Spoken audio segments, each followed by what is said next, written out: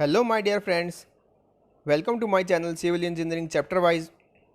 आज की video continuation part है हमारा डिज़ास्टर मैनेजमेंट का। इसमें हम इम्पोर्टेंट टॉपिक्स हैं उनको डिस्कस करेंगे, जैसे कि rescue step by step, rescue equipments, safety in rescue operations, debris clearance and casualty management. इन सभी टॉपिक्स को आप लास्ट तक ज़रूर देखिए, क्योंकि जल्दी ही आपका एग्ज़ाम आने वाला है और ये सारे टॉपिक काफ़ी इंपॉर्टेंट होंगे आपके एग्ज़ाम में। वीडियो को स्टार्ट करने से पहले अगर अभी तक आपने मेरे channel civil engineering chapter wise को सब्सक्राइब नहीं किया है तो प्लीज़ आप उसको सब्सक्राइब कीजिए, साथ ही साथ बेल आइकन को आप ज़रूर प्रेस कीजिए ताकि मेरे आने वाली सभी वीडियो का नोटिफिकेशन आपको मिल सके और आप सभी इनका बेनिफिट ले सकें। रेस्क्यू बाय स्टेप्स, तो स्टेप बाय स्टेप हम रेस्क्यू कैसे करते हैं, बचाव कार्य कैसे करते हैं, तो वो इसमें बताया गया है कि 6 फेज़ में ये काम किया जाता है। ओके, 6 फेज़ होते हैं रेस्क्यू के। तो फर्स्ट हमारा जो है वो है reconnaissance and survey. Reconnaissance and सर्वे क्या होता है ये आपको पता ही है कि सबसे पहले जो एक्टिविटी वहाँ पे की जाती है वो वहाँ पे डाटा रिकॉर्ड किया जाता है कि किस टाइप का डिज़ास्टर है, कितनी कैजुअलिटी है, कितना डेंजरस है। वो सारी एक्टिविटीज़ जहाँ पे वहाँ पे हुई हैं उन सभी को एक सर्वे किया जाता है और उसको डाटा तैयार किया जाता है। फिर है elimination of utilities, prime surface search and rescue, exploration of all voids, access to the selected debris removal and terminate by journal debris remove। तो ये सारे चीज़ें क्या होती हैं एक एक करके अच्छे से हम आगे देखेंगे। अब इसको अच्छे से याद करने के लिए आप ये देखिए, सभी की फर्स्ट जो लेटर्स है इसको इकट्ठा करके एक वर्ड तैयार किया, रिपीट। इसको एक्रोनेम बोला जाता है। रिपीट जो एक्रोनेम है वो आप याद रखिए तो आपको ये सारे फेज सीरीज में याद रहेंगे ऊपर से नीचे। आर है रिकॉनेसेंस, ई है एलिमिनेशन, ये देखिए आर है रिकॉनेसेंस, एलिमिनेशन, पी है प्राइमरी, ई है एक्सप्लोरेशन, एक्सेस एंड टर्मिनेट। तो इनको आप एक सीरीज में याद रखिए तो आपके लिए काफ़ी अच्छा होगा। अब एक एक करके देखते हैं कि ये आखिर होते क्या है। रिकॉनेसेंस तो आपको पता ही है कि वहाँ पे कितनी कैजुअलिटी हुई है। ओके, वहाँ पे कितने नंबर की हुई है, कितनी अमाउंट में वहाँ पे जो डैमेज हुआ है स्ट्रक्चरल्स का वो कितना हुआ है, तो वो सारी चीज़ में नोट की जाती है। During this questions victim, witness and other who are able to provide information such as occupation of building, location of victims and potential hazards। ठीक है, तो इसमें क्या है, जो वहाँ पे लोकेशंस हैं, सबसे ज़्यादा आदमी कहाँ पे रहते हैं तो वो पता किया जाता है। वहाँ पे जो विक्टिम्स हैं, जो आई विटनेस हैं, वो ये चीज़ बताते हैं कि उस बिल्डिंग में तो इतने आदमी काम करते हैं तो वहाँ पे कैजुअलिटी ज़्यादा होंगी। ठीक है, और जो बिल्डिंग खाली रहती है तो उसमें तो कैजुअलिटी नहीं होंगी। तो ऐसे ही रेस्क्यू टीम को ये बताया जाता है कि पहले आप उस बिल्डिंग पे जाइए, वहाँ पे आप काम कीजिए रेस्क्यू का। इस बिल्डिंग में या इस पार्ट पे आप मत जाइए क्योंकि यहाँ पे काफ़ी कम लोग थे। ठीक है, तो ऐसे ये बताया जाता है। तो इसको सर्वे बोला जाता है, इसी को रिकॉनेसेंस बोला जाता है। सर्वे इन्वॉल्व्स इन विजुअल इंस्पेक्शंस, तो इसमें विजुअल इंस्पेक्शन किया जाता है जो साइट है हमारी डिजास्टर की। ठीक है, तो इसमें size of structure, collapse pattern, possible hazards and location of victims, तो ये सारी चीज़ें उसमें हम मार्क करते हैं, उसका एक डाटा तैयार करते हैं, एक रिपोर्ट बनाते हैं। ओके, ये था हमारा फर्स्ट स्टेप, फर्स्ट फेज। अब सेकंड फेज क्या है, elimination of utility. Elimination of utility का मतलब है जो एरिया डिजास्टर के अंदर है, जहाँ पे आपदा आई हुई है, तो उसको पहले चारों तरफ से बैरिकेडिंग कर देते हैं, चारों तरफ से वहाँ पे आना जाना बंद कर देते हैं। ठीक है, जो रेस्क्यू टीम है तो उन्हीं को वहाँ पे परमिशन होती है कि आप आगे जाइए, बाकी वहाँ पे कॉमन आदमी है तो उनको वहाँ पे एंट्री नहीं होती। ठीक है, फिर है जो भी वहाँ पे सर्विस, जैसे इलेक्ट्रिक सर्विस है, और अगर वहाँ पे कोई गैस सर्विस है तो उसको सबसे पहले क्लोज किया जाता है, ठीक है, बंद किया जाता है, पावर ऑफ उसकी की जाती है। तो ये है एलिमिनेशन ऑफ यूटिलिटी। वहाँ पे जितनी भी यूटिलिटीज़ की सर्विसेज हैं उनको सबसे पहले एलिमिनेट किया जाता है। ओके, ये सारा काम हमारा होता है फेज़ सेकंड में। अब आता है फेज़ थर्ड में। फेज़ थर्ड में क्या है? Primary surface search and rescue. तो सबसे पहले जो वहाँ पे सरफेस सर्च किया जाता है कि कितने वहाँ पे दूर से देखने पे अगर कोई आदमी, कोई जख्मी आदमी वहाँ पे दिखाई देता है तो उसको बचाया जाता है, उसकी मदद की जाती है। The third phase include searching of surface area around the collapse और डैमेज स्ट्रक्चर। तो जो भी डैमेज स्ट्रक्चर है उसके आसपास देखा जाता है। एनी इंजर्ड पर्सन और lightly trapped person should be immediately attended. तो जो भी आदमी वहाँ पे दिखाई देता है जो कि इंजर्ड है या फिर लूजली ट्रैप्ड है, जिसको हम जल्दी से निकाल सकते हैं, तो उसको सबसे पहले निकाला जाता है, ठीक है। During the primary surface search rescuer में become aware of victim location with the voids और विद ए डैमेज स्ट्रक्चर। तो जो रेस्क्यू टीम है उसको पता होना चाहिए कि कहाँ पे आदमी मिल सकता है और कहाँ पे नहीं, तो वहाँ पे वो काम करना स्टार्ट करे। The location of victim should be marked.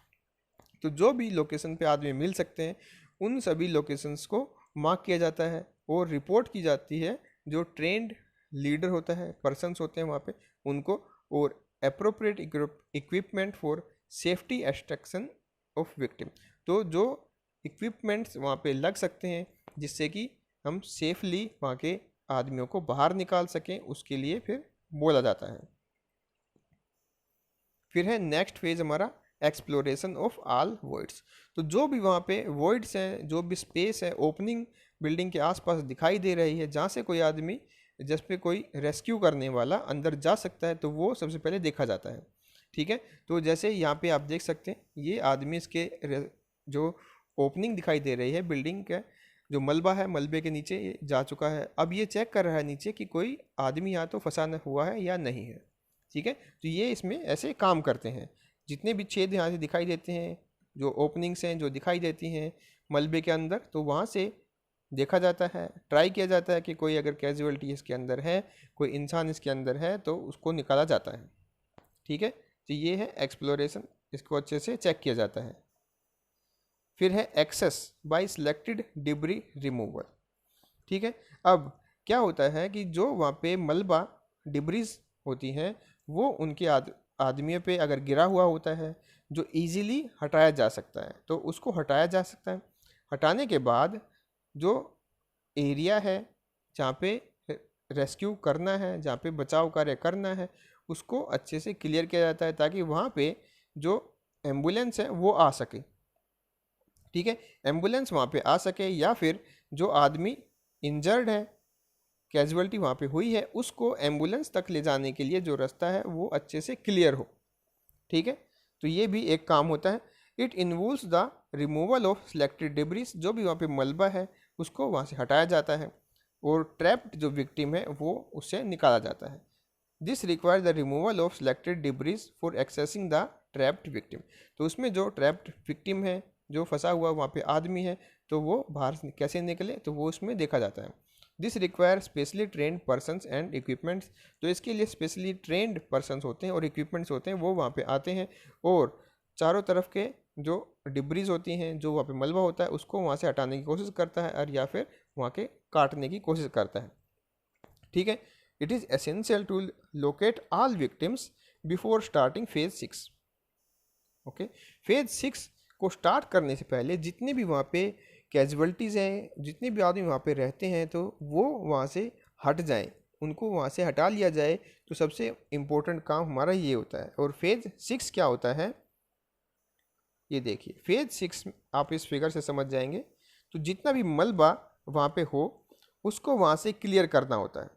तो मलबा कब क्लियर किया जाता है? जब वहाँ से सारे आदमियों को, सारे जीवित या मृत आदमियों को वहाँ से हटाया जा चुका हो, तब वहाँ से जो मलबा पड़ा है उसको वहाँ से हटाया जाता है, ठीक है, क्लियर किया जाता है, बिल्कुल साफ़ किया जाता है और डंपिंग जो साइट है वहाँ पे इसको जाके डंप कर दिया जाता है, ठीक है। It involves the use of heavy plants and machinery, ठीक है, हैवी प्लांट्स हैं, हैवी मशीनरीज हैं जो कि रिमूव करते हैं सारे मलबे को, सारे डिब्रीज को, ठीक है। This the effort should be continue to save life no matter how long it takes.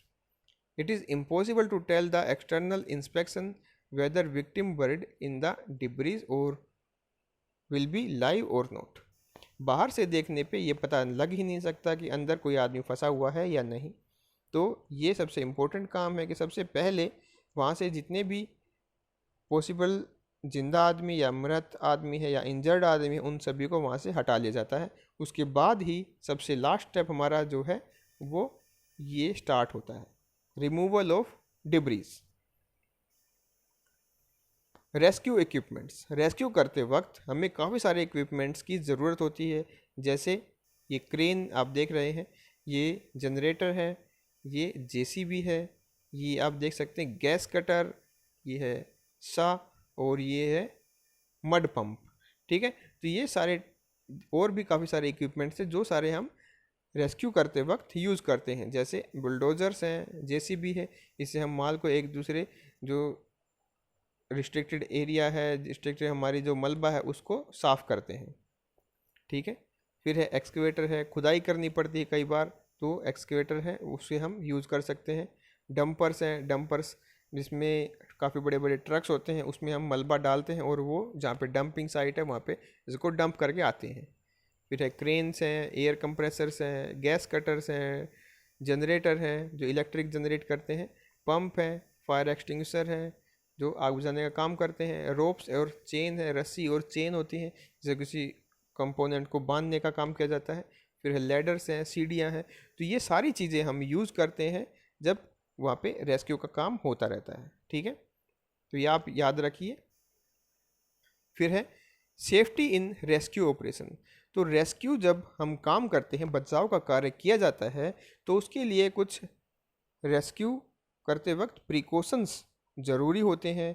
वो क्या होते हैं, जैसे बेसिक प्रिकॉशंस। बेसिक प्रिकॉशंस में क्या आता है, regular and careful check the equipments both before and after the use.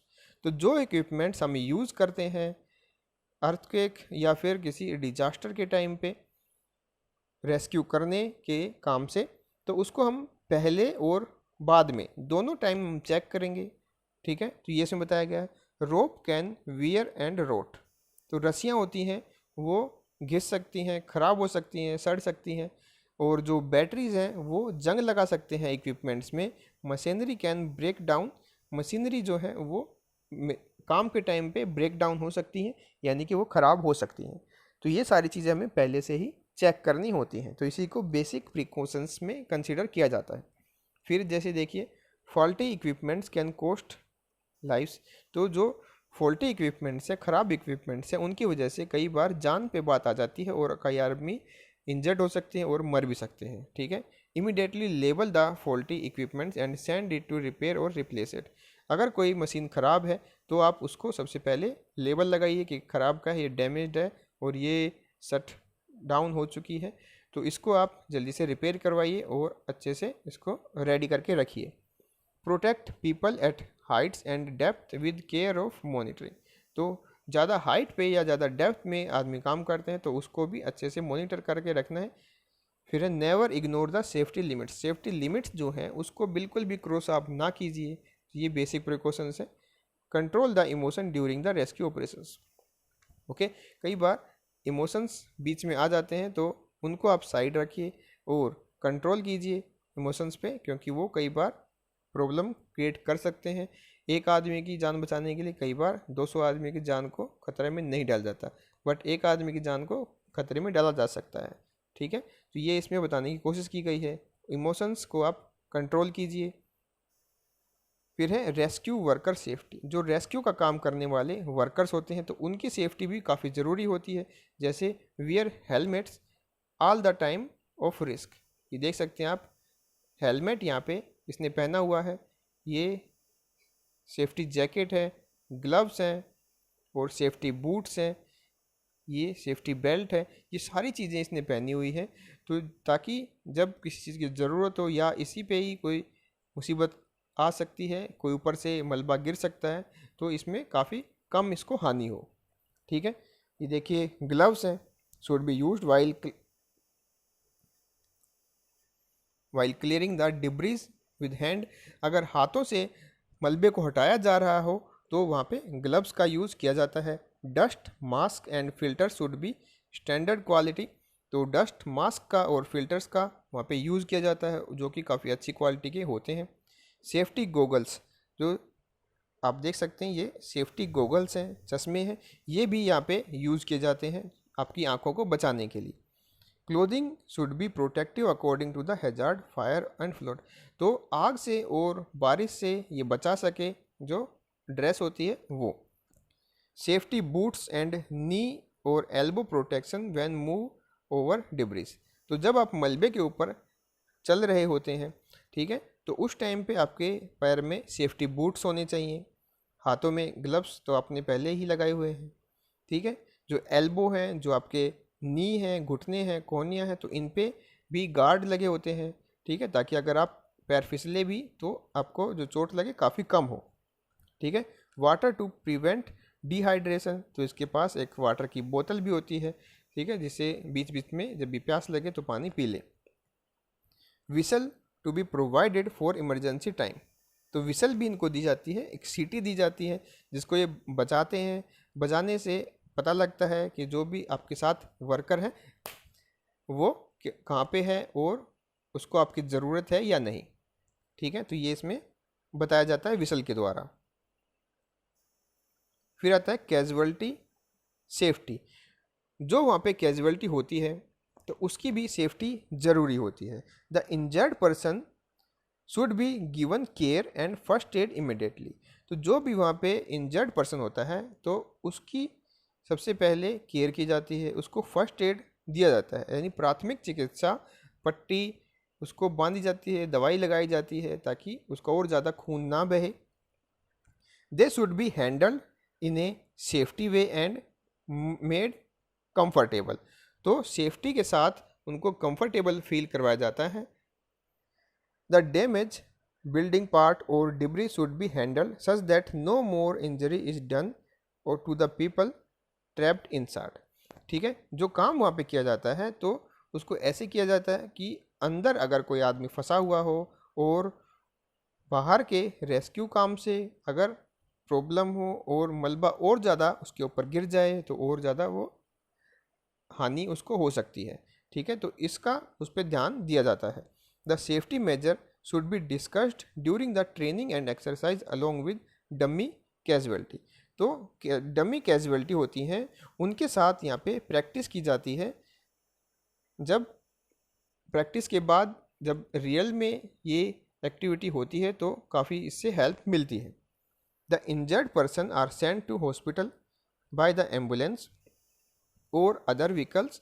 These vehicles should be driven by trained drivers. Okay, जो कैजुअलिटी वहाँ पे हो चुकी है तो उसको जो वहाँ पे हैं आदमी उनको एम्बुलेंस के थ्रू या फिर किसी प्राइवेट व्हीकल जो अपने व्हीकल के साथ हॉस्पिटल में भेजा जाता है। ठीक है, तो ये इसमें बताया गया है कैजुअलिटी सेफ्टी, उनकी सेफ्टी का भी पूरा ध्यान रखा जाता है।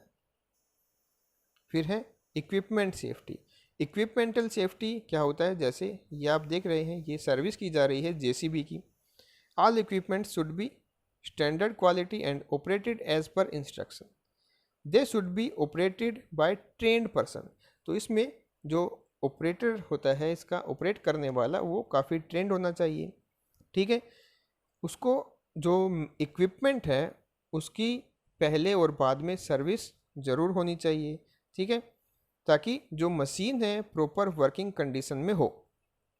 ठीक है, if the cutting operation is near the tapered casualty the cutting blade should be directed away from the casualty body. तो इसमें बताया गया है अगर कोई आदमी फंसा हुआ है किसी जगह पे, ठीक है, उसके ऊपर मलबा गिरा हुआ है, मलबा गिरा होने की वजह से और जब मलबे को हटाया जाता है और मलबा हटाने के लिए मलबे को काटा जाता है तो उनका भी ध्यान रखा जाता है। ठीक है, जिसकी डायरेक्शन काटने की जो कटर्स होता है उसकी डायरेक्शन आपके जो कैजुअलिटी है, जो आदमी वहाँ के फंसा हुआ है उसकी तरफ ना हो, अलग साइड में हो।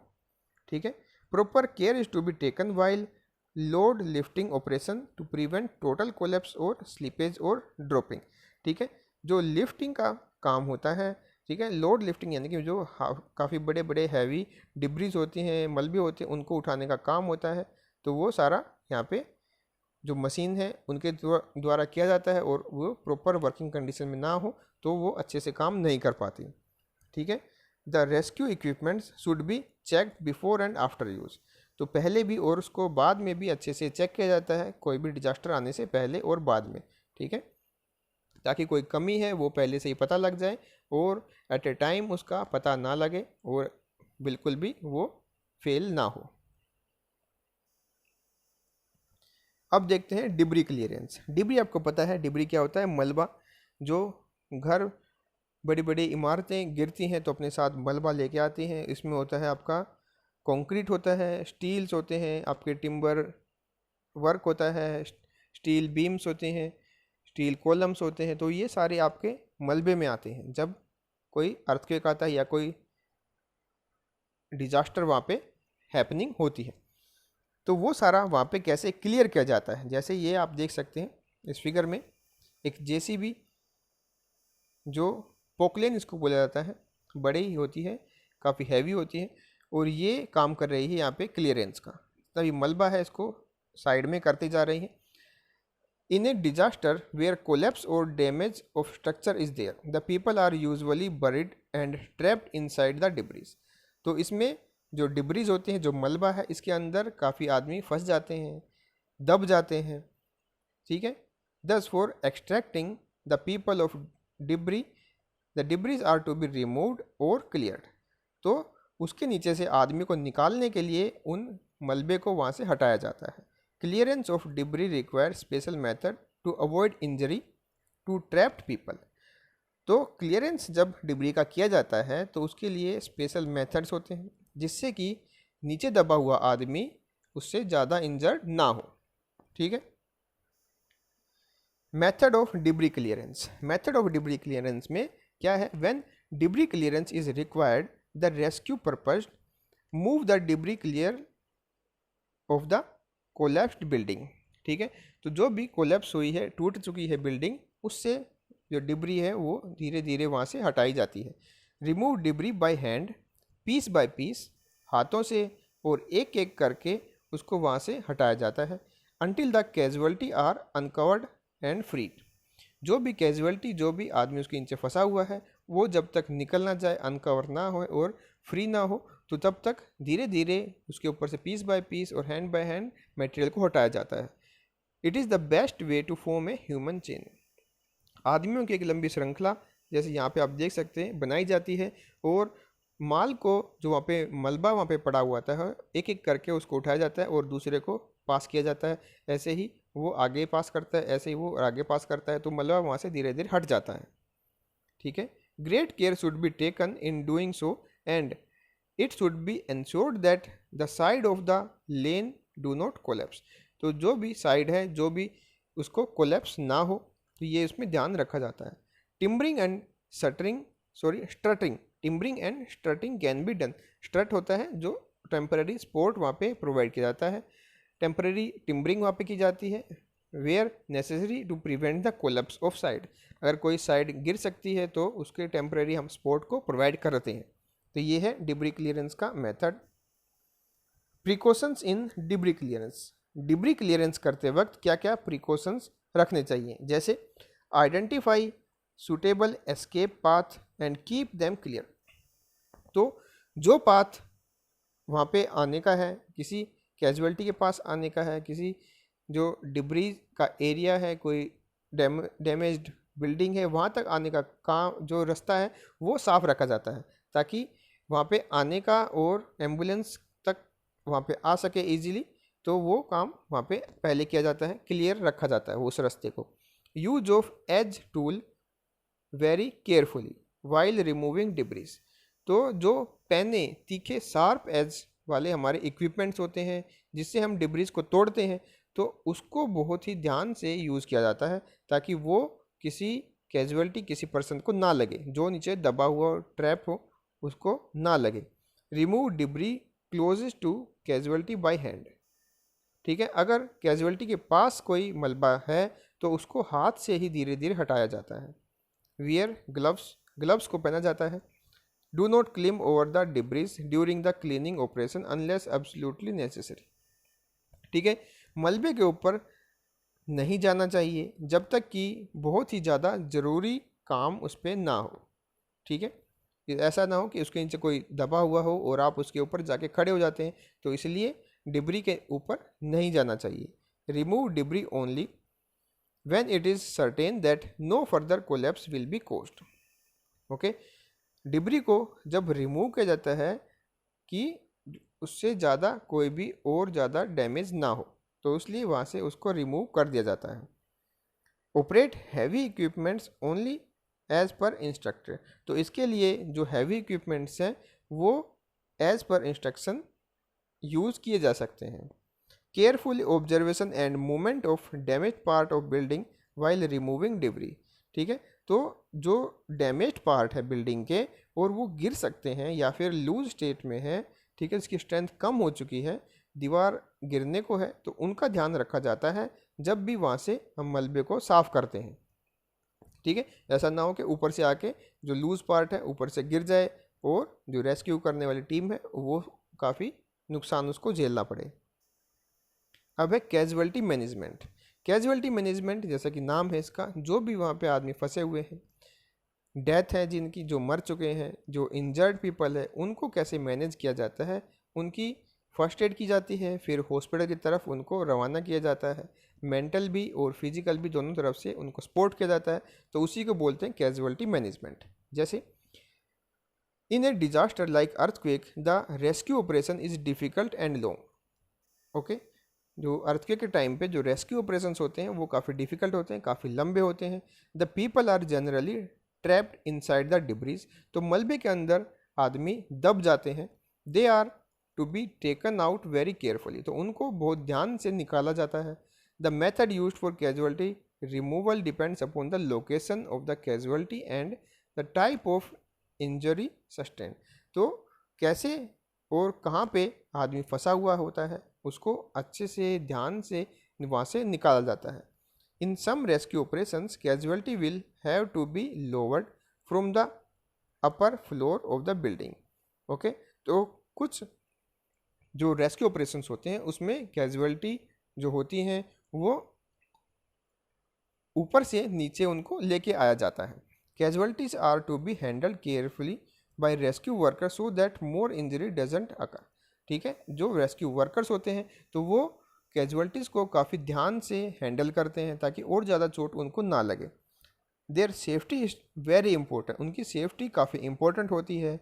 All the rescue worker should be given first aid training and they should be well equipped to give first aid to the injured person. तो जो भी वहाँ पे रेस्क्यू टीम होती है, रेस्क्यू वर्कर होते हैं, तो वो फर्स्ट एड ट्रेंड होते हैं, उनको फर्स्ट एड की ट्रेनिंग दी जाती है। तो सबसे पहले जाके वो इंजर्ड पर्सन को फर्स्ट एड देते हैं। Speed of casualty removal is important but safety and proper handling is also important. Okay, casualty को रिमूव करना बहुत ही जल्दी है और बहुत ही जल्दी ये होना भी चाहिए। ठीक है, सेफ्टी के साथ, प्रॉपर हैंडलिंग के साथ बहुत ही ज़रूरी ये काम होता है। Rescue leader should conduct exercise to remove the casualty using live people as casualty. Okay, तो रेस्क्यू जो लीडर होते हैं कई बार ये एक्सरसाइज करते हैं, मॉक ड्रिल्स करते हैं। रेलवे स्टेशंस, मेट्रो स्टेशंस या बस जो स्टैंड होते हैं उन पे कई बार ये मॉक ड्रिल्स देखने को मिलती हैं, जिसमें पुलिस आती है और वॉलंटियरली किसी आम जनता को वहाँ से कैजुअलिटी के तौर पे ये काम करके देखते हैं कि अगर डिजास्टर की सिचुएशन होती है तो ऐसा ऐसा होगा, और एक प्रैक्टिस करने के लिए ये काम किया जाता है। This will help the rescue worker to understand the problem faced while handling the casualty. तो जो नए बंदे होते हैं रेस्क्यू टीम में, तो उनको काफ़ी इससे एक्सपीरियंस मिलता है कि रियल टाइम में ये कैसी कैसी प्रॉब्लम्स हो सकती हैं, और उसकी एक डेमो का ये जरिया है। ठीक है, इससे उनको काफ़ी ज़्यादा नॉलेज मिलती है। ये हमारा चैप्टर काफ़ी इम्पोर्टेंट है, डिज़ास्टर मैनेजमेंट। इसको आप ध्यान से लास्ट तक ज़रूर देखना, और देखने मात्र से ही आपके अच्छे नंबर इसमें आ जाएंगे। अगर आपको ये वीडियो अच्छी लगे तो उसको आप लाइक कीजिए, शेयर कीजिए, सब्सक्राइब कीजिए। घर पे रहिए, सुरक्षित रहिए, देखते रहिए मेरे चैनल को। Thank you for watching, have a good day.